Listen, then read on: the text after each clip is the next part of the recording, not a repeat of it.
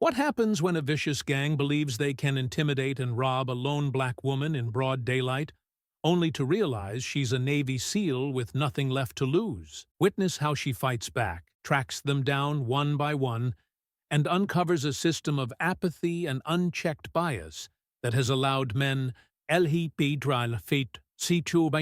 like them to terrorize communities for far too long. Nia Taylor shifted the strap of her gym bag as she walked briskly along the crowded city streets, her posture upright and commanding. The late afternoon sunlight painted the urban landscape in hues of gold, though Nia paid it no mind. The steady rhythm of her sneakers striking the pavement and the weight of her bag were comforting echoes of the rigorous workout she had just completed. Her time as a Navy SEAL had taught her to observe everything, yet react only to what truly mattered. That same discipline now guided her civilian life, where the threats were subtler but just as frustrating. She moved with an air of unshakable authority, her sharp eyes scanning the scene briefly before refocusing on her destination. Across the street, Greg Thompson leaned against a graffiti-covered wall, laughing boisterously with his friends Paul and Ryan. The trio stood out, their voices loud and abrasive, their presence disruptive. Greg's gaze fixed on Nia as she passed, his laughter cutting off mid-sentence. "Yo, check her out," he said, nudging Paul with his elbow. "That's worth a second look." Paul followed Greg's eyes, a grin spreading across his face. "Yeah, walking around like she's too good for everyone else." Ryan chuckled nervously, his eyes darting between Nia and Greg. "Bet she's one of those high-class types, thinks nobody can touch her." Nia's stride didn't falter, her focus locked straight ahead. The sharp jeers in their voices barely registered. To her, they were background noise, long relegated to insignificance. She had tuned out men like them a lifetime ago. "She's not even gonna look over here," Greg scoffed, his smirk growing as he pushed off the wall. "Maybe we should teach her some manners." Out of the corner of her eye, Nia noticed the shift in Greg's posture, but didn't alter her pace. Her body language betrayed no hesitation, but her mind was already cataloging their positions, voices, and the subtle escalation in their tone. "Hey, sweetheart," Greg called out, raising his voice. "You in a hurry? We're just trying to be friendly." Nia continued forward, her gaze narrowing slightly, but remaining fixed ahead. Their taunts grew louder behind her, bouncing off the surrounding buildings like echoes of misplaced arrogance. "Come on now, you don't even have the decency to say hello? That's rude," Paul added, his tone dripping with mockery. The laughter behind her grew in volume, the sound a grating buzz in the city's din. Nia knew they weren't staying put. Greg, Paul, and Ryan began trailing her, their voices carrying down the street. Amid the honking cars and chatter of pedestrians, their jeers cut through clearly to her trained ears. "Don't be shy," Greg hollered, his voice coated with exaggerated sweetness. "We're just trying to have a conversation. Isn't that what polite people do?" "She's got her nose in the air like she's some kind of queen," Paul sneered. "You think you're better than us, huh?"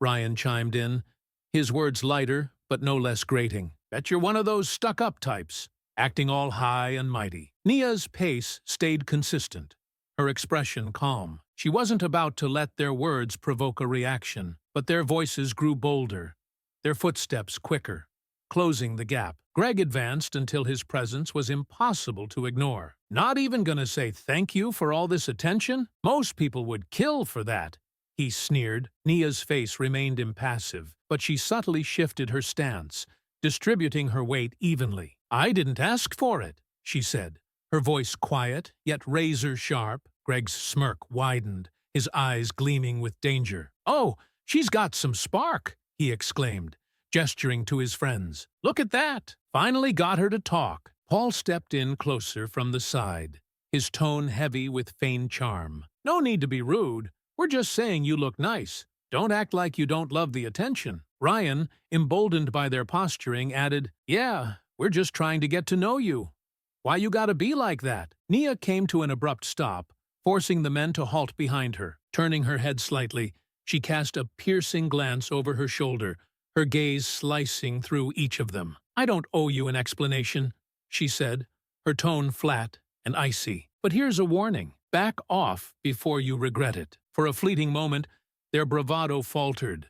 But Greg recovered quickly, his grin twisting into something darker. "Oh, we're the ones who'll regret it. That's cute," he mocked. "Big talk for someone all alone," Paul added, his laughter harsh and grating. Greg leaned in slightly, his voice dropping to a threatening murmur. "Thing is, we don't back off, sweetheart. Maybe you need someone to show you how the world really works." The block ended with Greg stepping directly into her path, forcing her to stop as Paul and Ryan moved to flank her on either side. Their entitlement hung thick in the air, their voices tinged with malice as they circled in for what they assumed would be their next move. Greg planted himself firmly in her way, his smirk now a mask of cruelty. Paul and Ryan hovered close, their expressions oozing arrogance. "This is the problem with people like you," Greg snarled, his tone venomous. "Walking around like you own the place, like everyone else is beneath you." Nia's eyes narrowed slightly, her calm exterior unwavering. "People like me?" she repeated, her voice a cold blade. "Yeah, you know exactly what I mean," Greg sneered, stepping even closer. "Thinking you can do whatever you want, just because the world feels sorry for you," Paul sneered, his tone laced with mockery. "Bet you grew up thinking you're better than everyone else." Typical. Ryan, emboldened by the rising tension, added, "What, you think you're some kind of queen, strutting around here like no one can touch you?" Nia's jaw tightened, but she stayed silent, her piercing gaze moving between the men. She could feel the energy in the air shifting, their taunts evolving into something more dangerous. Greg wasn't done. "Bet you're the type who screams racist anytime someone even looks at you funny. Let me guess. You'd call the cops if we so much as said boo, wouldn't you?" "Yeah," Paul chimed in, his voice dripping with ridicule. "Run and cry for help. Isn't that what your kind always does?" Nia's eyes narrowed, a flicker of something steely flashing in her gaze, but her tone remained as calm as a blade. "The only people crying for help," she said, voice cutting through the noise like a razor, "are the ones who don't know when to quit." Greg's grin widened, his confidence inflating with every word. "Oh, you think you're tough? Think you can handle us on your own? You're all the same. Act strong, but you crumble the second someone pushes back." Paul elbowed Ryan, laughing harshly. "She probably thinks she's too good to be scared of us." Ryan's earlier bravado faltered slightly, his voice dipping. "Maybe we should just—" "Shut up!" Greg snapped, silencing him with a glare. His focus shifted back to Nia, his smirk twisting into something sinister. "You know what? Let's see just how tough you really are. Why don't you hand over that bag? Maybe then you'll learn a little respect." Nia didn't flinch, her composure steady, her body language controlled. "You're making a mistake," she said evenly, her voice unwavering. Greg chuckled darkly, stepping closer as Paul and Ryan mirrored his movements. "No, sweetheart. The mistake was thinking you could walk past us like you're better than we are." Without warning, Greg lunged for the strap of her bag, his hand reaching out. But Nia's reflexes, honed by years of training, took over. Her arm shot out, deflecting his hand with precision. Greg stumbled back, his expression twisting in anger and disbelief. "What the hell?" he barked, flexing his hand as if trying to shake off the sting. Nia didn't respond. Her stance shifted slightly, her mind already calculating her next move. She wasn't about to let this escalate further in a crowded street. Paul moved in next, his steps hurried and clumsy. Nia sidestepped him with ease, her balance impeccable. And before they could regroup, she broke into a sprint. "She's running!" Ryan shouted, his voice tinged with panic. "After her!" Greg snapped, shoving Paul forward as he took off in pursuit. Nia's feet pounded against the pavement, her breath controlled despite the adrenaline surging through her veins. The crowd parted instinctively as she pushed forward, her sharp focus scanning for exits. Behind her, the men's voices grew louder, their footsteps slamming the ground in pursuit. "Where you gonna go, huh?" Greg yelled, his voice laced with mockery and rage. "You can't run forever." Paul's taunt followed closely. "Stop making this worse for yourself, lady." Nia veered sharply into a narrow alley, using the confined space to her advantage. The walls closed in, forcing her pursuers to follow in single file. Her instincts, sharpened by years in the field, kicked in as she scanned her surroundings for an escape route. "She's fast," Ryan wheezed, falling slightly behind. "She's cornered," Greg growled, his voice filled with certainty. "She just doesn't know it yet." Ahead of her, a chain-link fence blocked the path. Nia's eyes flicked toward it, assessing, before she abruptly changed direction into another, narrower alley. This one ended in a dead end, the crumbling brick walls enclosing her on 3 sides, littered with dumpsters and debris. She stopped, turning to face the way she'd come. Her breathing was steady, her sharp eyes fixed on the entrance as Greg appeared first, his grin wide and triumphant. "Nowhere left to run, sweetheart," he said, stepping forward, his voice low and menacing. Paul followed, his expression smug. "Guess all that running didn't help you much, huh?" Ryan lingered at the back, his grin weaker, but still present. "Told you we'd catch her." Nia stood tall, her stance solid, her eyes locking on Greg with unwavering focus. "You have no idea what you've just walked into," she said calmly, her voice eerily composed. Greg let out a harsh laugh, his bravado unshaken. "We walked into you being done. You've got nothing left now." Paul cracked his knuckles, stepping closer. "Time to teach her some respect." Nia shifted her footing subtly, her muscles coiling like a spring. The tension was palpable as the men closed in, oblivious to the quiet power emanating from her. Greg moved first, lunging at her with his hands outstretched. Nia sidestepped effortlessly, her movements precise and fluid, causing him to stumble forward. Before he could recover, she drove her knee into his side with surgical accuracy. Greg grunted in pain, staggering back a step, his face contorted in a mix of anger and shock. "You've got some nerve," he spat, clutching his ribs as he straightened. Paul didn't hesitate, charging at her with wide, clumsy swings. Nia ducked the first punch, stepping inside his reach to deliver a sharp elbow strike to his ribs. He gasped, doubling over, but before she could press the advantage, Greg came at her again,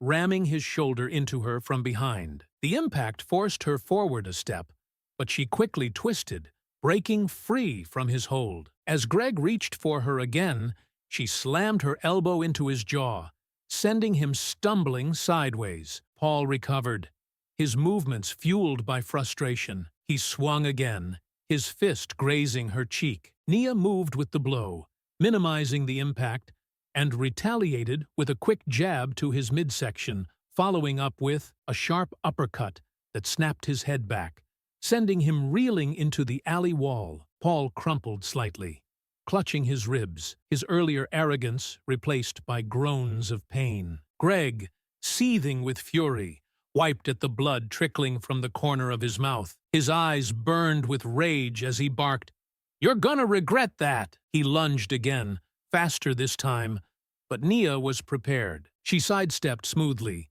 using his momentum against him as she grabbed his arm and twisted, forcing him to the ground with a sharp, calculated motion. Ryan hesitated, his confidence clearly faltering as he watched his friend struggle against Nia's skill. "Guys, maybe we should shut up and help," Greg yelled from the ground, his face pressed against the cold pavement. But Ryan's hesitation had already cost them. Nia turned her sharp gaze on him, her stance unwavering. "Still think this is going to end well for you?" she asked, her voice low and menacing. Ryan took a shaky step back, his bravado crumbling entirely. I didn't sign up for this," he muttered, turning on his heel and fleeing down the alley. Nia didn't waste another second. She released Greg with a shove, sending him sprawling onto the ground next to Paul. "I warned you," she said, her tone cold and final. "Now stay down." She stepped back, her breathing steady despite the intensity of the confrontation. With one last glance at the defeated duo,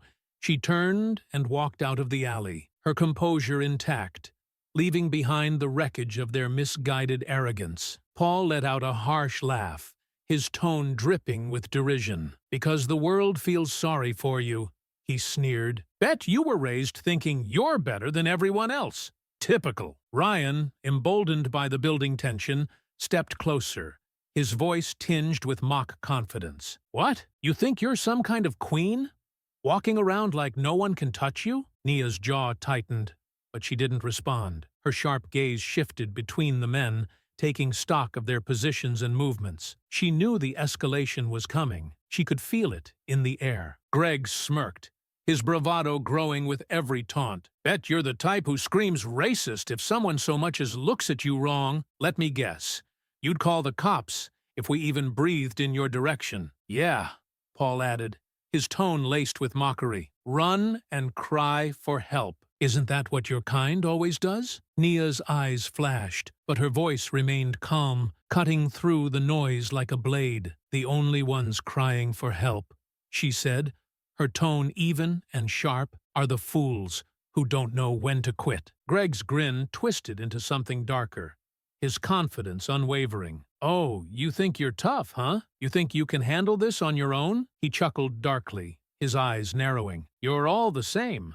Act all strong, but you crumble the second someone pushes back. Paul nudged Ryan, his laugh harsh and grating. She probably thinks she's too good to be scared of us. Ryan hesitated, his earlier bravado faltering. Maybe we should just...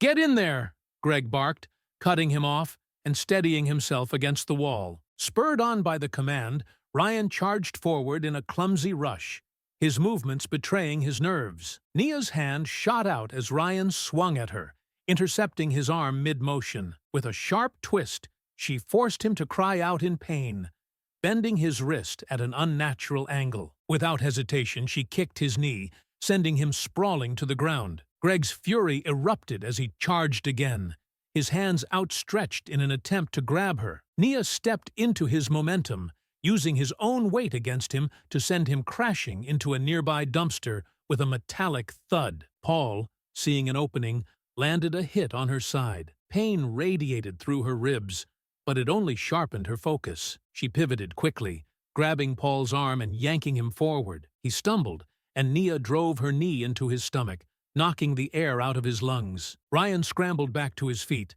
visibly shaking but unwilling to retreat entirely. He glanced nervously at Greg, who was already pulling himself upright, dirt smeared across his face. "You're not walking out of here," Greg growled, his voice low and threatening. He wiped his face with his sleeve, his determination unwavering. "She can't take all three of us at once," Paul said, his voice grim as he clutched his side. Greg motioned to the others, his eyes locked on Nia. Together this time. Nia's breathing remained steady, her sharp gaze assessing her opponents. They were battered, but their arrogance kept them standing. As they began circling her, closing in like predators, she shifted her stance, muscles coiling like a spring. Greg lunged first, his movements wild and uncoordinated. Nia held her ground until the last second, then sidestepped smoothly, sweeping her leg out and sending him crashing to the ground. His hands slapped the pavement as he scrambled to recover. Paul came next,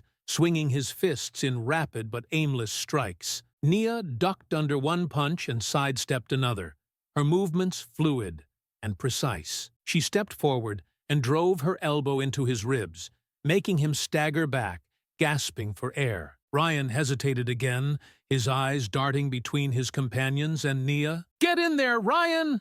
Now!" Greg's barked command cut through the tension. Ryan moved forward reluctantly, his steps clumsy and hesitant. Nia deflected his attempt to grab her and countered with a sharp kick to the back of his knee. Ryan cried out, collapsing to the ground as he clutched his leg. Greg's rage boiled over.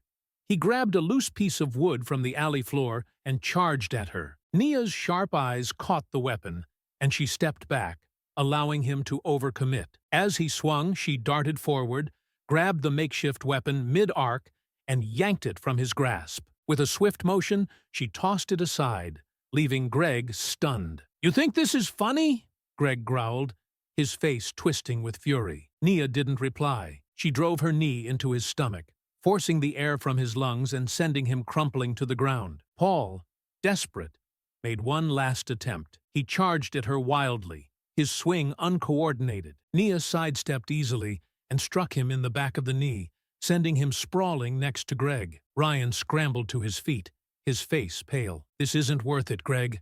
Let's just go." Greg groaned, pushing himself onto one knee. His face was red with anger, and humiliation. Fine, he spat. Let's get out of here. Paul nodded weakly, following Ryan's lead as they stumbled toward the alley's exit. Greg lingered for a moment, locking eyes with Nia. You're going to regret this, he growled, before limping after the others. Nia stood tall, her breathing controlled as she watched them retreat. But as the adrenaline coursing through her veins began to subside, a new resolve took hold. Letting them walk away felt wrong. These weren't men who would reflect or learn. They were the type to find another victim. Her jaw tightened as she adjusted the strap of her gym bag. Not this time, she muttered under her breath. Without hesitation, Nia broke into a sprint, her sharp eyes locked onto the trio as they disappeared into the crowd. The hunt wasn't over. Not yet. Her footsteps were swift and deliberate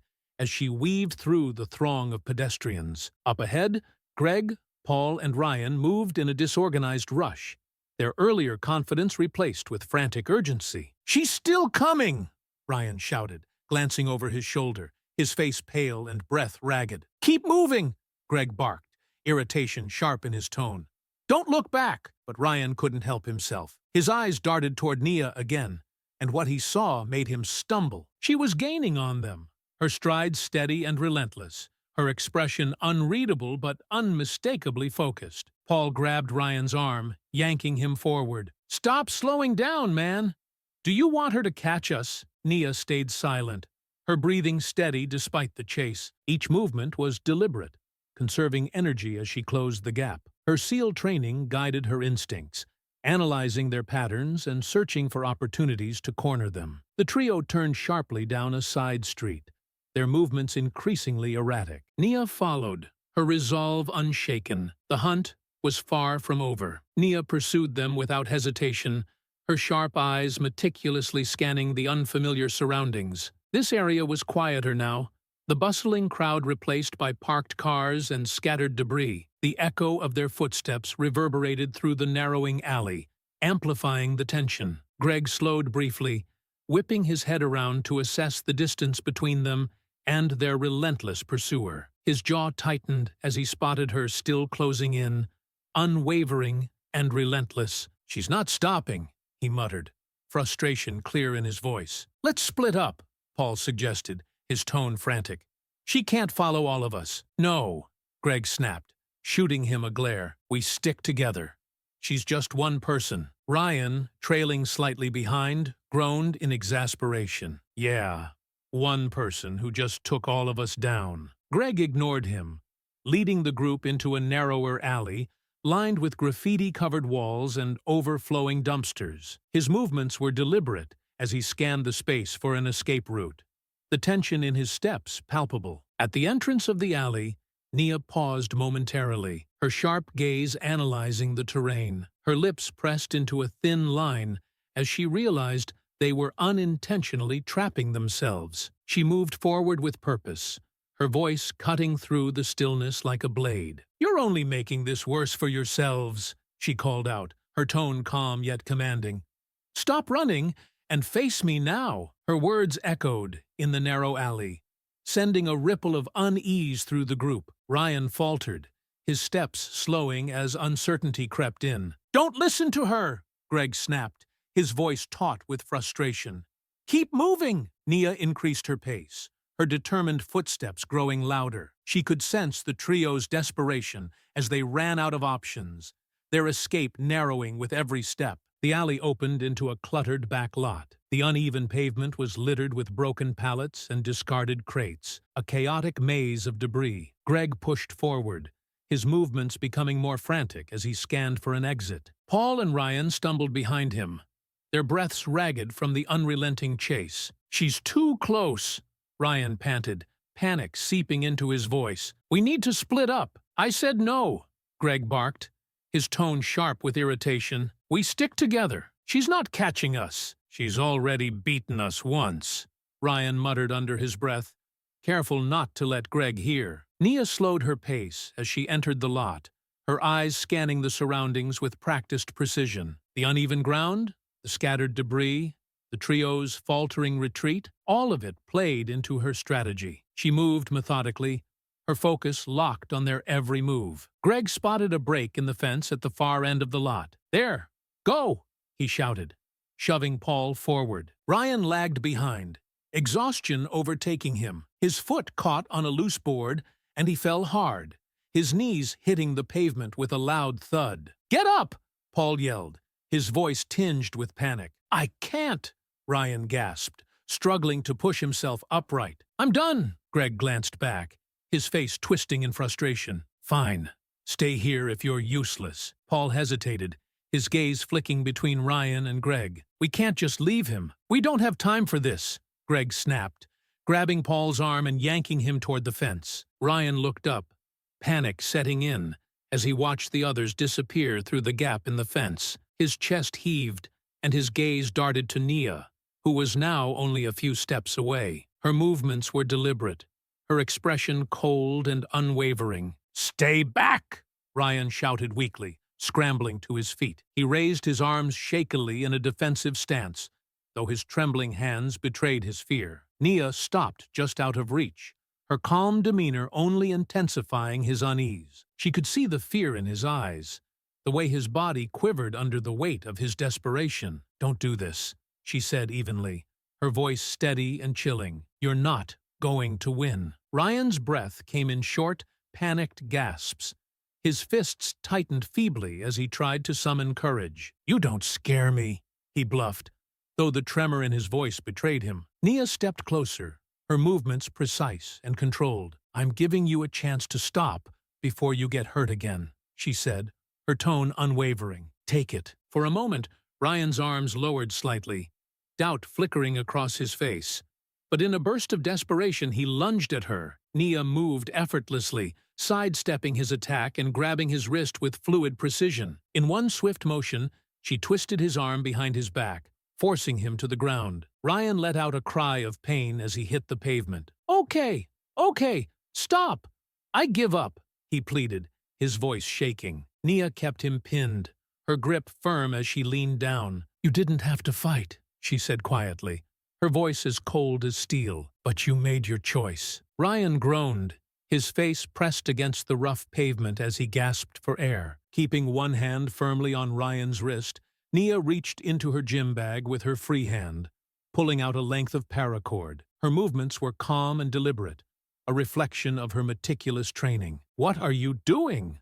Ryan whimpered, panic rising in his voice. "Making sure you stay put," Nia replied curtly. She hauled him toward a rusted metal railing nearby, securing his wrists with the paracord in a series of practiced motions. Ryan squirmed weakly against the bindings, but his efforts were futile. "Come on," he pleaded, his voice cracking. "I already gave up.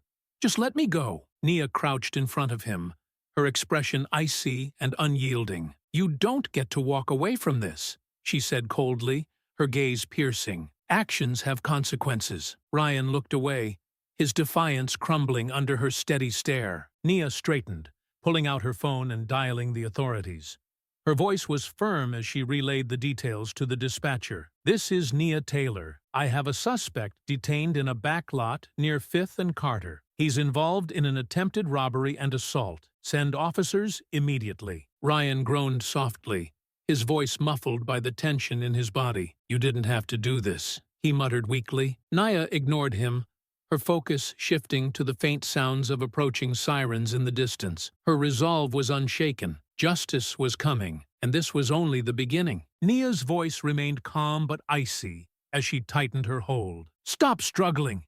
You're only making this worse for yourself," she commanded, her tone as unyielding as her grip. Paul let out a whimper, his face pressing into the cold pavement. "Let me go," he pleaded, his voice cracking under the weight of his panic. "You don't get to dictate how this ends," Nia said evenly, her eyes sharp and unforgiving. "You're lucky I don't have time to deal with you properly. The police will." Paul's shoulders sagged in defeat, his body going slack as he slumped against the ground. His expression was a mixture of fear and resignation. Nia, satisfied that he was no longer a threat, shifted her focus. Adjusting the strap of her gym bag, her gaze moved toward the rusted fire escape and the gap in the courtyard where Greg had disappeared. The thought of letting him escape made her jaw tighten. You made your choices, she said coldly, glancing back at Paul one last time. Now you'll deal with the consequences. Without another word, she stood and sprinted through the courtyard's exit, her movements swift and deliberate as she picked up Greg's trail. The faint sound of hurried footsteps and muffled curses reached her ears, spurring her forward. The dimly lit alley stretched before her, its uneven pavement and discarded debris creating a maze of obstacles. Nia moved with practiced precision, her sharp eyes scanning for signs of Greg's passage. A faint scuff mark on the ground, a kicked-over trash can. It was all she needed to confirm she was closing in. Up ahead, Greg stumbled into a narrow passage, his steps uneven and his breathing ragged. He glanced back, his face contorted with frustration and fear as he saw her silhouette closing in. "She's not stopping," he muttered to himself, his voice tight with exhaustion. The alley opened into another tight corridor, the walls towering around him like a trap. Greg's panic grew as he darted forward, his mind racing for an escape route. Behind him, Nia's steady footsteps echoed ominously. Her voice cut through the air, calm yet unrelenting. "Running won't help you. Face me now." Greg froze momentarily, the words hitting him like a punch. He turned, his fists clenched and his jaw tight, trying to mask the fear in his eyes. "You think you're scaring me?" he barked, his voice wavering despite the false bravado. "You're nothing." Nia didn't respond.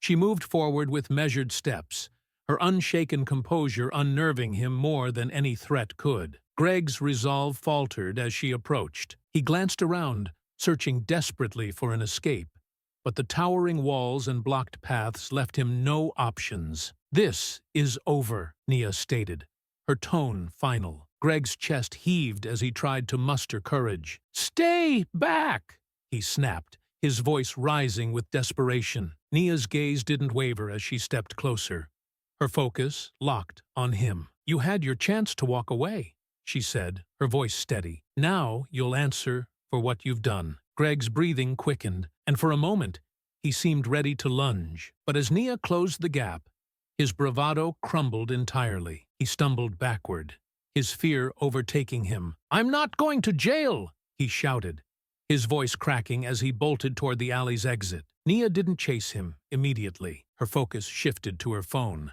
her hands steady as she dialed the authorities. "This is Nia Taylor," she said, her voice calm and authoritative. "I have another suspect on the run near 6th and Carter. Send backup to intercept." She ended the call and began running again, her relentless pursuit narrowing the distance between her and Greg. The hunt wasn't over yet. The next stretch of alley grew darker, the shadows thick and oppressive. Greg's frantic movements sent small trash piles scattering, his steps erratic and heavy. He turned sharply into a dead-end courtyard, skidding to a halt as the realization hit him. Nia entered moments later, her steady breathing and calm demeanor, a stark contrast to Greg's panic. "It's over," she repeated, her voice firm. Greg backed against the wall, his hands raised defensively.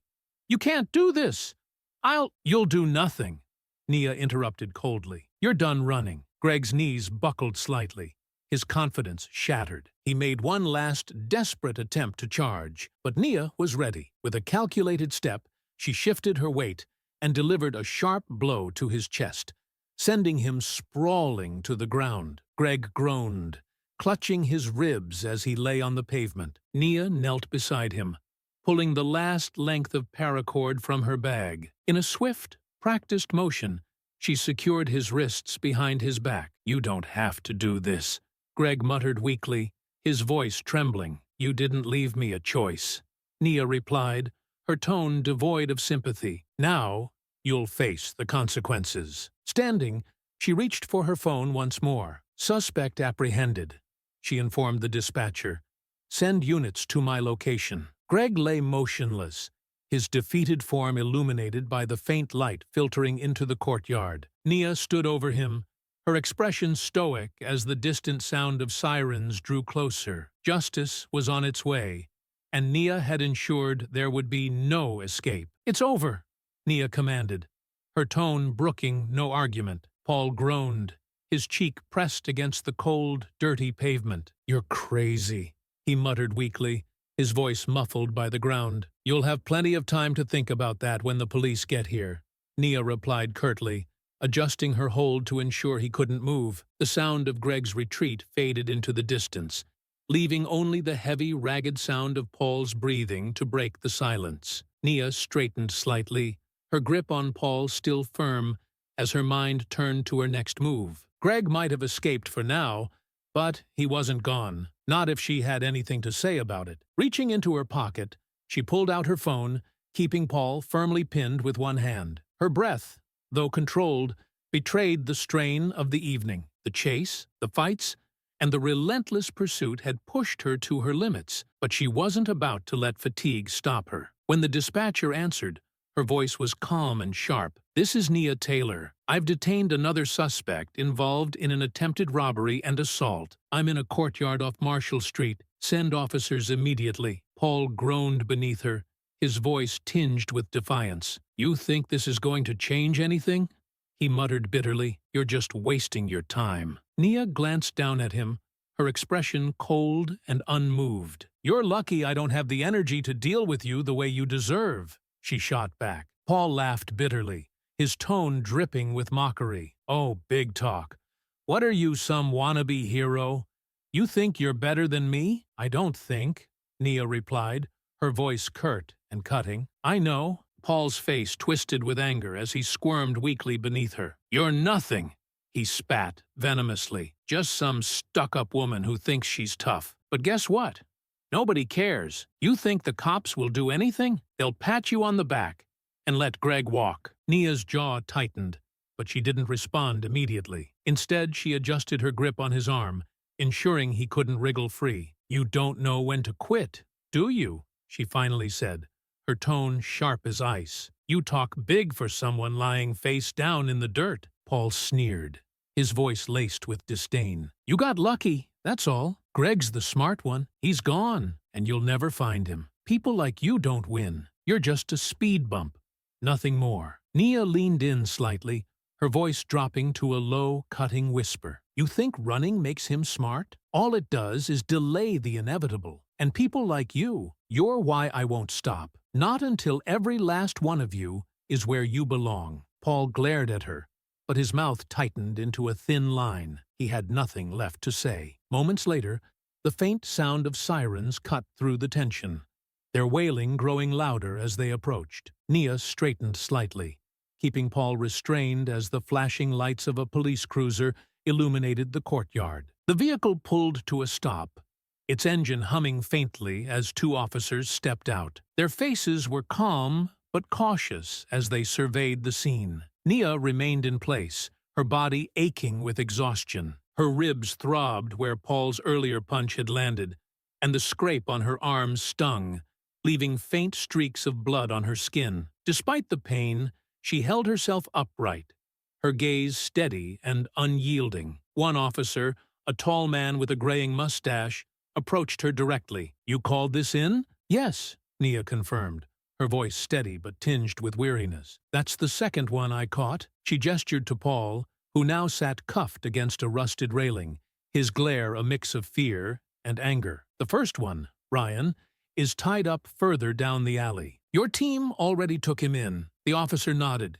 his expression thoughtful. "That just leaves Greg, right?" Nia's lips pressed into a thin line. "Yes, he ran when I tackled this one. He's the leader, and he's dangerous. You need to find him before he hurts someone else." The second officer, a younger woman, crouched to inspect Paul's cuffs. She glanced up at Nia, concern evident in her tone. "You've been through a lot tonight. Are you okay? That's a nasty bruise on your cheek." "I'm fine," Nia replied curtly, though her aching ribs and burning legs told a different story. "The priority is Greg." Paul chuckled bitterly, shaking his head. "Greg's too smart for you. He's long gone." Nia's sharp gaze snapped to him, her tone cold and biting. "If he's so smart, why are you here? He left you behind, didn't he?" Paul's smirk faltered for a moment, but he quickly masked it with a sneer. "Doesn't matter. You won't catch him.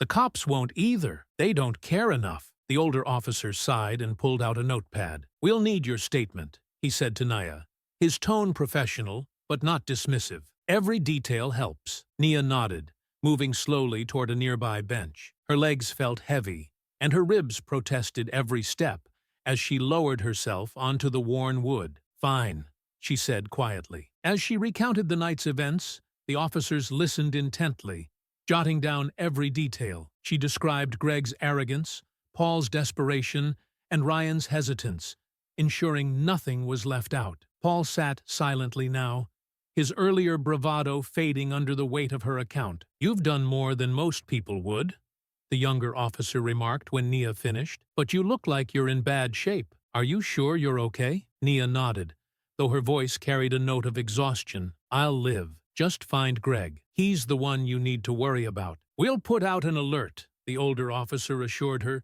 his pen still scribbling notes. Nia's gaze drifted toward the darkened alley where Greg had disappeared. Her body ached, her strength waning, but her resolve remained steadfast. The hunt wasn't over. Not yet. The older officer nodded, his tone measured. "With Ryan and Paul in custody, we'll have more to work with, but these things take time." Nia's jaw tightened, her frustration bubbling beneath the surface, though she forced herself to relax. The night had pushed her to her limits, but her determination remained unshaken. "Make sure you do your job," she said evenly, her voice laced with quiet authority. "Because if you don't, I will." The officers exchanged a quick glance before securing Paul in the cruiser. The faint hum of the vehicle faded into the distance as the courtyard returned to an uneasy stillness. Nia sat on the bench, her back resting against the cool brick wall. Her body ached as the adrenaline finally ebbed, amplifying every bruise and scrape. Her ribs throbbed with each breath.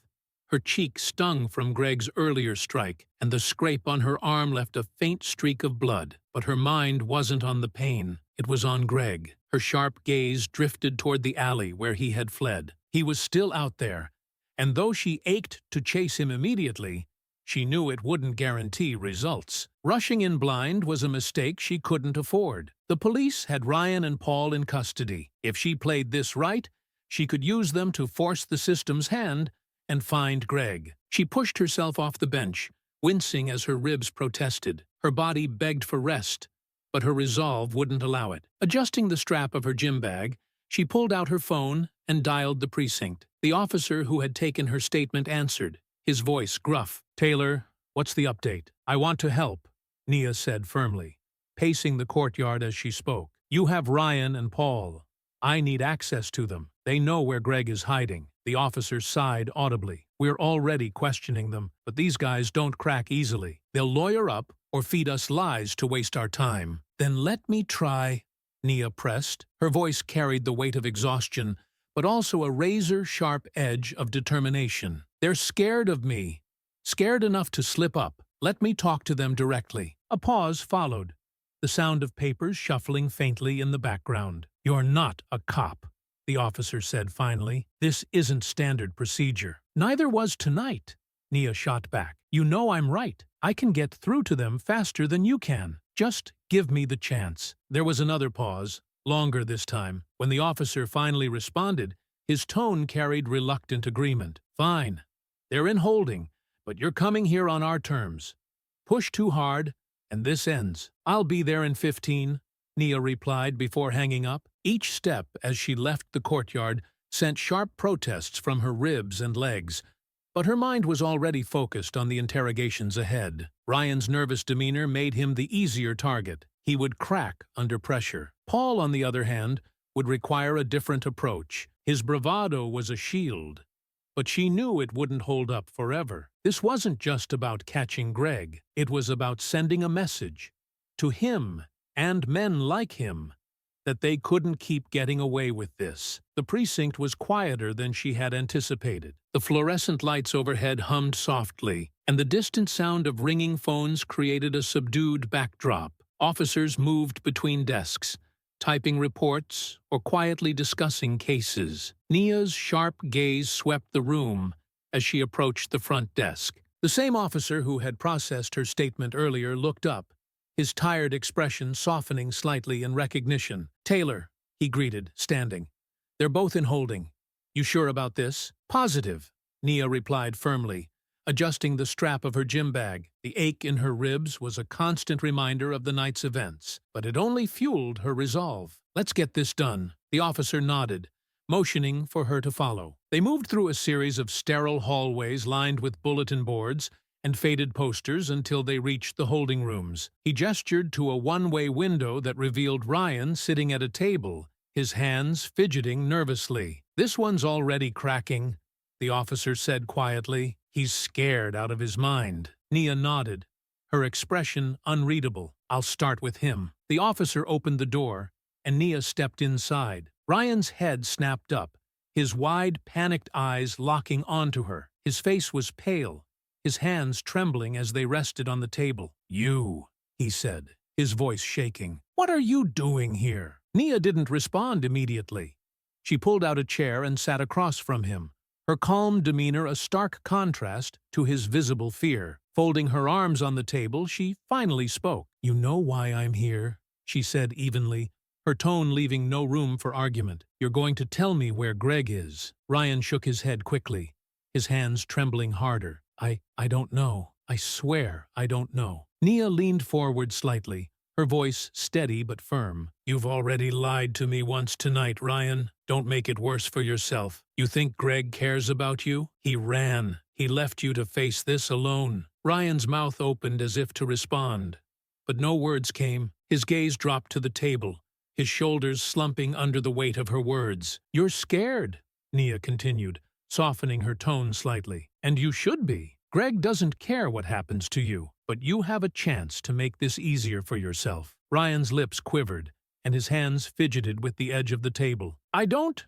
he started, his voice barely a whisper before trailing off. Nia pressed on, her voice low but insistent. "This is your last chance, Ryan. Tell me where he is, or you'll go down for everything he's done. Don't let him drag you down with him." Ryan hesitated, the conflict evident in his expression. His gaze darted toward the window, as though searching for an escape, but there was none. His shoulders sagged further, and his voice cracked as he muttered, He might be hiding at the old lot on Eastwood." Nia's sharp gaze locked onto him, her tone unwavering. "You're sure?" Ryan nodded shakily. "It's where we used to meet. I don't know if he's there, but it's the best I can give you." Nia straightened slightly, her eyes never leaving his. "You did the right thing, Ryan. Now stay here and let the police do their job." Ryan slumped further into his chair, defeated, as Nia stood and exited the room. Outside, the officer met her with a questioning look. "Did he give you anything?" "Eastwood," Nia said simply, her tone resolute. "Greg might be there." "We move now," the officer nodded, already reaching for his radio. "Let's make this count." As Nia followed him down the hallway, her body ached with exhaustion, but her mind was sharp. This was her chance to end it. Greg wouldn't escape her again. Ryan hesitated, gripping the edge of the table as his gaze darted nervously around the room. He has a place," he stammered finally, his voice barely above a whisper. "I don't know where exactly, but Paul might. Greg trusts him more." Nia's eyes narrowed, her voice firm but calm. "What else? Does he have a pattern? Somewhere he likes to go?" Ryan swallowed hard, his hands trembling. Sometimes he talks about the old garages by the docks, says they're perfect for laying low. But I don't know if he's there now, I swear." Nia studied him for a moment, her sharp gaze cutting through his panic. Then, without another word, she stood abruptly, her chair scraping against the floor. "Stay here," she said coldly, as she headed for the door. The officer met her in the hallway, his brow raised in question. "Anything useful?" "He mentioned the docks," Nia replied, her tone even despite the frustration simmering beneath the surface. "Greg might be hiding there." The officer nodded, then gestured toward the adjacent room, where Paul sat visibly defiant, even through the one-way window. "And Paul? I'll handle him next," Nia said, her jaw tightening. "He'll talk." The officer unlocked the door to Paul's holding room, and Nia squared her shoulders. The ache in her body was momentarily forgotten as her focus sharpened. Inside, the dimly lit room felt oppressive. Its plain walls and single table added to the tension. Paul sat slouched in the chair, his arms crossed and his face set in a scowl. Bruises from their earlier fight marked his swollen jaw, and the faint cut on his forehead, but his defiance remained intact. "Well, look who decided to visit," Paul sneered, his voice dripping with mockery. "What? You're not tired of playing hero yet?" Nia didn't react to the taunt.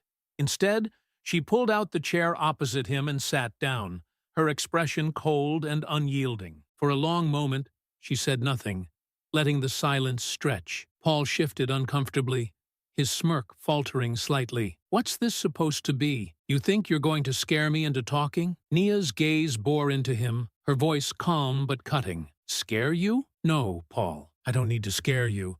You're already afraid.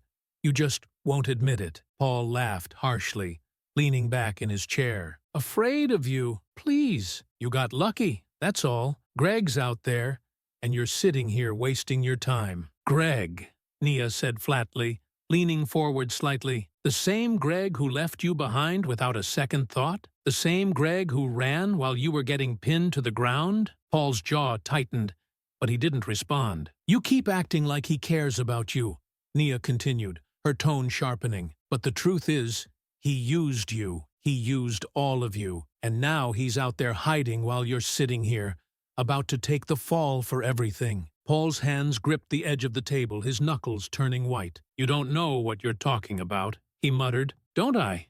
Nia shot back, her voice rising slightly. "I've seen men like Greg before.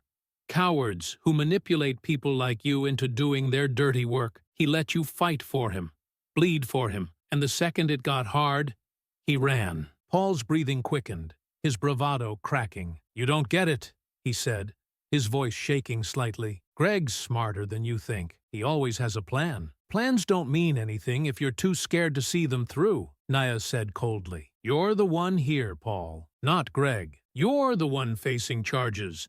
The only way you're walking out of here with anything less than the maximum is if you start talking." Paul's eyes darted toward the door, as if searching for an escape. "I don't know where he is," he said finally, his voice barely audible. Nia slammed her hand on the table, making him flinch. "Stop lying," she snapped. "You know exactly where he is.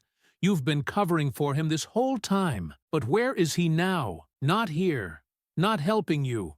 You owe him nothing." Paul glared at her, but his defiance was slipping. "You think you're so tough," he muttered bitterly. "You don't know what it's like to be used, to be discarded." Nia interrupted, her voice like steel. "You think that makes you special? Greg doesn't care about you, Paul.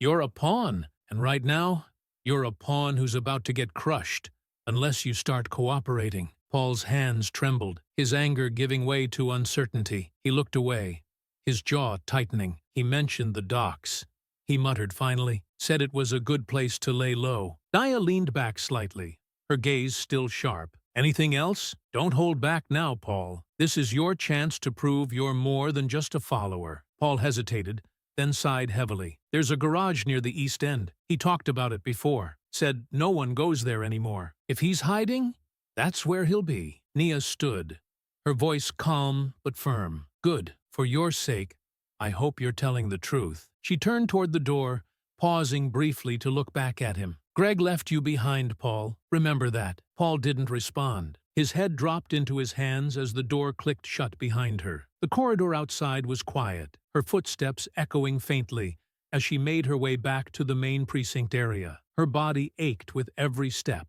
but her breathing remained steady, keeping her focused. The officer from earlier waited at the desk, a steaming cup of coffee in hand. He looked up as she approached, his brow furrowed with concern. "How'd it go?" "Cracked," Nia said simply, leaning against the edge of the desk. "Greg's hiding at a garage near the docks, East End, according to Paul." The officer set his coffee down, his expression thoughtful. "It's something. The docks aren't exactly a safe place for anyone, though." "That's why we move now," Nia said firmly, her exhaustion masked by sheer determination. "Before he gets the chance to disappear again." The officer nodded, already reaching for his radio. "Let's get this done." As Nia stood tall despite the ache in her ribs and legs, One thought echoed in her mind. This was her chance to end it. Greg wasn't getting away this time. Nia pressed her back firmly against the cold metal wall of the garage, her breathing steady and deliberate. The faint light spilling through the cracked garage door illuminated the uneven ground beneath her feet, and every sound around her sharpened her focus. Inside, Greg's pacing continued, the rhythmic creak of his footsteps punctuated by muttered curses and the occasional clang of a tool against the concrete floor. She leaned slightly toward the door, her sharp eyes scanning through the narrow gap. The figure inside was agitated, his movements erratic as he gestured to himself. His voice was low, but his frustration was clear in every strained word. Greg was unraveling, and Nia could sense it. This was the moment to strike. The cool night air carried the faint scent of salt water and rust, blending with the echoes of the docks, the distant slap of waves against moorings, and the groan of old wood. These sounds faded into the background as Nia's focus locked onto the man pacing in the dimly lit garage. Her phone buzzed faintly in her pocket again. She pulled it out and read the officer's message. "We're in position. Signal when ready." Nia typed a quick response. "Target confirmed. Stand by." Slipping the phone back into her pocket, she adjusted the strap of her gym bag and tightened her stance. The dull ache in her ribs and legs was a constant reminder of the fights she had endured earlier, but the pain only fueled her resolve. She crouched lower, her movements deliberate and silent as she crept closer to the ajar door. Her sharp eyes caught every detail, the worn soles of Greg's shoes as he turned sharply, the slight tremor in his hands as they gestured wildly, and the heavy wrench lying on the workbench within arm's reach. He was armed, but his movements screamed desperation, not control. The faint echo of Greg's muttering reached her ears. "Damn it! Damn it all! This wasn't supposed to happen!" His voice cracked slightly, the weight of his panic breaking through. Nia's grip tightened on the edge of the door frame. She drew a deep breath, steadying herself. Every muscle in her body coiled with purpose, and her mind honed in on the task ahead. Greg was cornered, unpredictable, and dangerous, but she had prepared for this moment. Carefully, she pushed the door open just enough to slip inside, her movements as silent as a shadow. The interior of the garage smelled of oil and decay, the faint buzz of a fluorescent light flickering above, casting long shadows across the cluttered space. She stayed low, keeping to the edges, her sharp gaze never leaving Greg. He spun suddenly, his eyes darting toward the door as if sensing her presence. Nia froze, her body pressed against the side of a stack of crates, her breath barely audible. Greg's hand hovered near the wrench on the workbench, his paranoia heightened. "You think you can come after me?" Greg growled, his voice loud and erratic. "You think you're smart? Better than me? I've outlasted tougher people than you." Nia's jaw tightened, but she remained silent. She waited, her patience unshaken as Greg resumed his pacing, his muttering growing louder. In one fluid motion, Nia moved closer, her steps calculated and silent. She was within striking distance now, her body tense and ready. Greg's voice rose again, his frustration boiling over. "They think they've won, don't they? But I'm not done. Not yet." Nia chose her moment. "You're done, Greg," she said, her voice cutting through the air like a blade. Greg spun toward her, his eyes wide with shock. "What the—" he stammered, reaching for the wrench. Nia moved swiftly, closing the gap between them in seconds. Her hand shot out, slamming the wrench off the table and out of his reach. Greg stumbled backward, his expression twisting from surprise to anger. "You think you've got me?" he snarled, his hands curling into fists. "I know I do," Nia replied coldly, her stance unwavering. Greg lunged at her, his movements wild and desperate. Nia sidestepped easily, her reflexes honed by years of training. She countered with a sharp strike to his side, forcing him to stagger and clutch his ribs. "Stop fighting!" Nia commanded, her tone as steady as her footing. "This ends now." Greg let out a guttural growl, charging at her again. Nia anticipated his move, stepping aside and catching his arm mid-swing. With a swift motion, she twisted it behind his back, forcing him to the ground. Greg thrashed beneath her, his curses filling the garage. "Let me go! You don't know who you're messing with. I know exactly who you are, Nia said evenly, her grip unyielding. And this is where it ends. Her phone buzzed faintly in her pocket. Keeping Greg pinned, she reached for it and typed a single word to the officer. Now. The faint hum of an engine grew louder outside, followed by the sound of car doors opening and boots on pavement. The officer and his team entered the garage moments later, their weapons drawn and their expressions focused. Nia released Greg into their custody, stepping back as the officers secured him with handcuffs. Her body ached, every bruise and scrape a reminder of the night's trials, but her stance remained strong. "You've done enough tonight," the officer said, his voice carrying a note of respect. "We'll take it from here," Nia nodded, her gaze lingering on Greg as he was hauled to his feet. His defiance had crumbled, leaving only the hollow shell of a man who thought he could outrun justice. As the officers led Greg away, Nia stepped out into the cool night air. The faint scent of salt water and rust filled her lungs as she finally allowed herself to exhale. The docks were quiet again, the shadows stretching long beneath the flickering streetlights. This was over, but Nia knew there would always be another fight, and she would be ready. "You don't know anything about me," Greg snarled, his voice cracking as he stumbled backward, his chest heaving with exertion. Nia stood firm, the disarmed pipe now clattering to the floor between them, her sharp gaze locked on him, her breathing steady despite the sting in her arm and the ache radiating from her ribs. The flickering bulb overhead cast jagged shadows across the garage walls, intensifying the charged atmosphere. "I know enough," Nia replied coldly, her voice unwavering. "I know you're out of excuses, out of weapons, and out of time." Greg's face twisted into a mask of rage and desperation. "You think you're so righteous," he spat, his tone venomous. "What gives you the right to come after me like this? You don't know what it's like to have nothing." "You're right," Nia said, her voice steady but laced with steel. "I don't know what it's like to be a coward who blames everyone else for their choices. But I do know what it's like to fight for something bigger than myself and to hold people like you accountable." Greg growled low in his throat, his fists clenching and unclenching as he tried to summon his next move. The wrench lay just out of reach, and he glanced toward it, the flicker of a plan forming in his eyes. "Don't," Nia warned, her tone sharp as a blade. "Whatever you're thinking, it won't end well for you." But Greg didn't listen. He lunged for the wrench, his fingers just brushing the cold metal before Nia closed the gap between them in a heartbeat. She grabbed his arm mid-motion and twisted it behind his back, forcing him to his knees. Greg let out a pained shout, his head snapping back to glare at her. "Let me go!" he barked, his voice hoarse. "Not a chance!" Nia shot back, her tone unrelenting. She pressed him harder against the concrete floor, her strength holding him in place despite his wild attempts to wriggle free. "You think you've won?"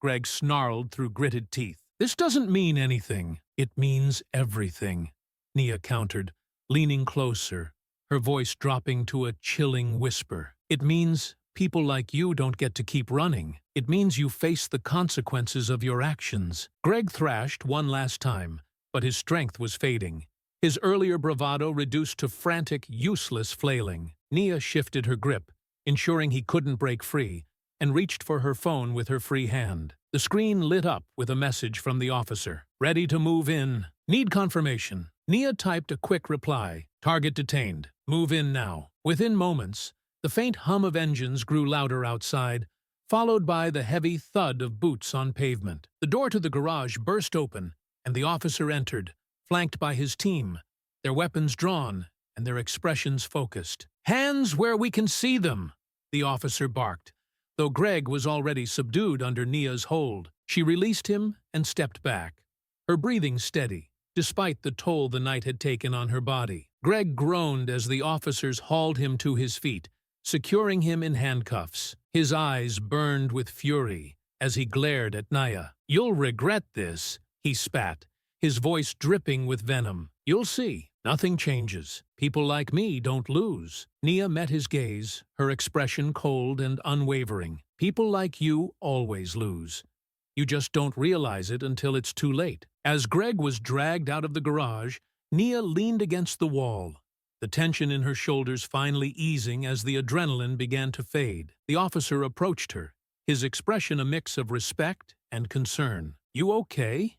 he asked, his tone softer now. "I'm fine," Nia replied, though the ache in her ribs and the sting in her arm begged to differ. "Greg's done. That's what matters." The officer nodded, his lips pressing into a thin line. "You did good tonight, more than most would have." Nia didn't respond immediately. Her gaze lingered on the now empty garage, the flickering bulb overhead casting its final shadows. She finally straightened, adjusting the strap of her gym bag. "This isn't just about tonight," she said quietly, her voice firm despite the exhaustion creeping in. "It's about making sure people like him don't think they can keep getting away with this." The officer nodded again, his respect clear. "Let's get you checked out. You've earned some rest." Nia followed him out into the cool night air. The docks were silent now, the distant sound of waves against moorings providing the only backdrop. The fight was over, but Nia knew there would always be another, and when it came, she would be ready. Evening. The docks were quiet. The faint hum of the departing cruiser faded into the background, leaving only the sound of waves lapping gently against the moorings and the occasional creak of rusted metal in the night breeze. Nia stood motionless for a moment, her sharp gaze lingering on the direction the police cruiser had gone. Her chest rose and fell steadily as the adrenaline that had carried her through the night began to subside. Every bruise, scrape, and ache in her body made itself known all at once, a chorus of pain reminding her of the fight she had endured. She adjusted the strap of her gym bag, her fingers trembling slightly as she brushed against the still throbbing bruises on her ribs. The garage around her was a mess, splintered crates, scattered tools, and the remnants of Greg's desperation lay strewn across the concrete floor. The flickering bulb above cast uneven shadows, their dance slowing as the night settled into an uneasy calm. For a brief moment, Nia allowed herself to close her eyes, drawing in a deep breath of the cool, salty air. The fight was over. At least, this one was. But she knew all too well that there would always be others like Greg, people who thrived on fear, control, and domination. Her phone buzzed faintly in her pocket, pulling her back to the present. She pulled it out and glanced at the screen. A simple message from the officer. "All suspects in custody. Good work tonight." Nia exhaled slowly, typing a brief response. "Thank you. Stay safe." She slid the phone back into her pocket, her fingers brushing against the comforting weight of it. The docks were bathed in moonlight now, the flickering streetlights casting long, jagged shadows across the ground. Nia stepped out of the garage, her footsteps echoing softly on the uneven pavement. The air was heavy with the scent of salt and rust, mingling with the faint metallic tang of blood from her earlier cuts and scrapes. As she reached the edge of the docks, Nia stopped, her gaze fixed on the horizon, where the city lights blurred into the night sky. She thought of Greg's parting words, his bitterness and defiance even in defeat. It wasn't over, he'd said. And maybe it wasn't. Not for him, and not for the countless others like him. But for Nia, it wasn't about winning or losing. It was about standing her ground, about refusing to let fear dictate her life. She squared her shoulders, ignoring the protest of her battered body. The night had tested her resolve, but it hadn't broken her. Nia adjusted her gym bag one final time and turned toward the distant glow of the city. The faint hum of life beckoned her back, promising rest and recovery before the next fight. Because if there was one thing she knew with absolute certainty, it was this: the fight was never truly over, and she would always be ready, could take what they wanted without consequence. Tired of being made to feel small, tired of staying quiet, just to keep myself safe. The courtroom was utterly still, her words hanging in the air like a weight. Nia's voice was steady, but her resolve burned bright, her every word carrying the raw truth of her experience. The prosecutor nodded, giving her an encouraging glance before continuing. "What made you decide to stand your ground that night?" Nia's gaze shifted briefly to Greg, his glare unwavering but hollow. "Because it wasn't just about me," she said, her tone gaining strength. "It was about every woman who's ever been cornered, harassed, or made to feel powerless. I wasn't going to let them walk away thinking they could do it again to someone else." Her testimony resonated deeply, the jurors exchanging subtle glances as her words painted a vivid image of her bravery and the injustice she faced. When the prosecutor finished her questions, the defense lawyer rose, his posture calculated as he approached the stand. His tone was smooth, almost disarming. "Miss Taylor," he began, "you've painted quite the heroic picture of yourself here today. But isn't it true that you escalated the situation by engaging with my clients?" Nia's jaw tightened, but she remained composed. "No," she replied firmly. "They escalated it when they followed me, cornered me, and refused to let me walk away." The lawyer's expression remained neutral as he paced. "But you could have run, could you not? Avoided confrontation entirely?" "I did run," Nia shot back, her tone steady but sharp. "And they chased me. I avoided confrontation until they gave me no other choice." The lawyer's gaze narrowed slightly, his next question deliberate. "And in the fight that ensued, you injured my clients, didn't you? Would you say that was excessive?" Nia met his eyes head-on. "I defended myself," she said. "If they were injured, it's because they underestimated the consequences of their actions." The defense lawyer's measured facade faltered for a fraction of a second, but he quickly regained his composure. He continued for a few more minutes, trying to cast doubt. But Nia's clarity and unshakable confidence left little room for misinterpretation. Finally, the defense rested, and Nia stepped down from the stand, her steps steady as she returned to her seat. The weight of the moment lingered, but she allowed herself a quiet breath of relief. The trial continued, the prosecutor presenting evidence and calling additional witnesses. Each piece of testimony painted a damning picture of Greg, Paul, and Ryan's actions that night. By the time closing arguments began, the courtroom buzzed with an almost tangible tension. The prosecutor's voice rang out, resolute and impassioned. "This case isn't just about what happened to Nia Taylor. It's about the broader message we send when we allow people like these men to act without accountability. It's about saying, no more." The defense attorney's argument was weaker, leaning heavily on claims of misunderstanding and exaggeration. But the jury's expressions suggested they weren't buying it. When the judge finally adjourned for deliberation,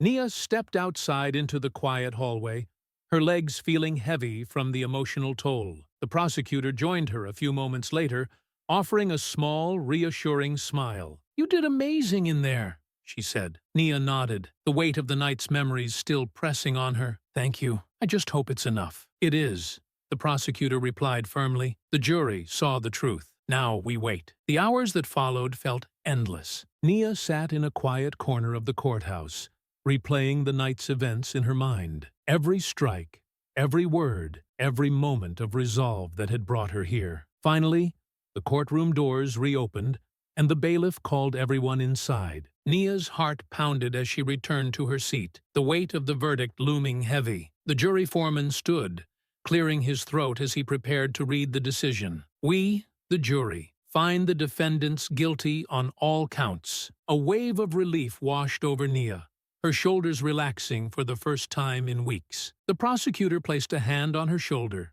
her smile warm. As Greg was led out in handcuffs, his expression was a mixture of bitterness and defeat. He didn't look at Nia, and she didn't waste a second on him. Her focus was forward, on what came next. Walking out of the courthouse into the crisp evening air, Nia let herself exhale deeply. The fight was over, and for the first time, it felt like she had truly won. This wasn't just a victory for her. It was a message, a stand against the kind of entitlement and abuse that people like Greg thought they could get away with. And as Nia looked up at the fading light of the sky, she felt something she hadn't in a long time: peace. Paulson, Ryan Fields, and Paul Miller, we, the jury, find the defendants guilty on all charges. A collective exhale rippled through the courtroom, a mix of quiet relief and restrained emotion. Nia's grip on her hands loosened slightly, her shoulders dropping as a wave of tension left her body. She closed her eyes for a moment,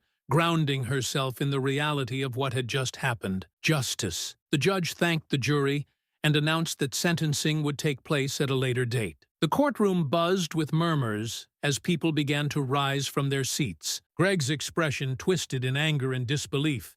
his hands clenched into fists as the bailiff approached to escort him out. "You think this changes anything?"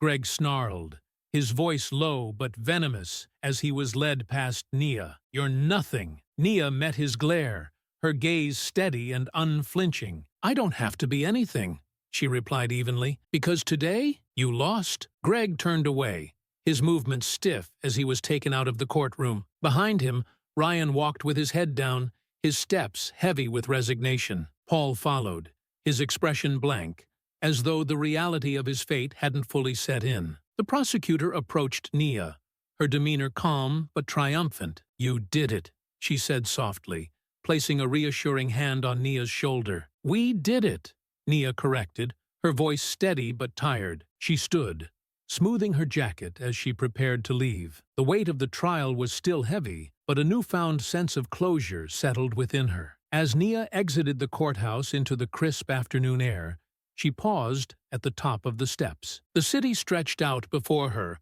alive with its usual rhythm. The breeze brushed against her face, carrying with it the faint hum of traffic and voices, a stark contrast to the stillness of the courtroom. She took a deep breath, her chest rising and falling as she let the moment sink in. This wasn't just a victory for her, it was a message, a stand against the kind of entitlement and violence she had faced that night. Nia adjusted the strap of her bag and descended the steps, each step feeling lighter than the last. The path ahead was still uncertain, but she knew one thing for sure. She had stood her ground. She had spoken her truth, and she had fought for justice, not just for herself, but for everyone who had been silenced, dismissed, or made to feel powerless. And as she disappeared into the bustling streets of the city, Nia carried with her a quiet, unyielding resolve. This wasn't the end. It was just the beginning of a larger fight, one she was ready to face. Hall, Paul Foster, and Ryan Pierce. Three names that now carried the weight of their crimes. The courtroom's collective breath released in a unified murmur as the jury delivered their verdict. Guilty on all charges, including attempted robbery, assault, and aggravated harassment. The judge's gavel silenced the room as he prepared to deliver the sentencing. Nia sat still, her hands clasped tightly in her lap, her chest rising and falling with controlled breaths as the words sunk in. Guilty. The weight of the night she had relived again and again was finally met with justice. Greg's jaw clenched, his face a mask of fury as he muttered something under his breath. Paul slumped forward, his head hanging low, his shoulders sagging in resignation. Ryan's pale face was etched with fear, his trembling hands clasped tightly together. The judge's tone was firm, the authority in his words resonating through the courtroom. Given the severity of the crimes and the impact on the victim,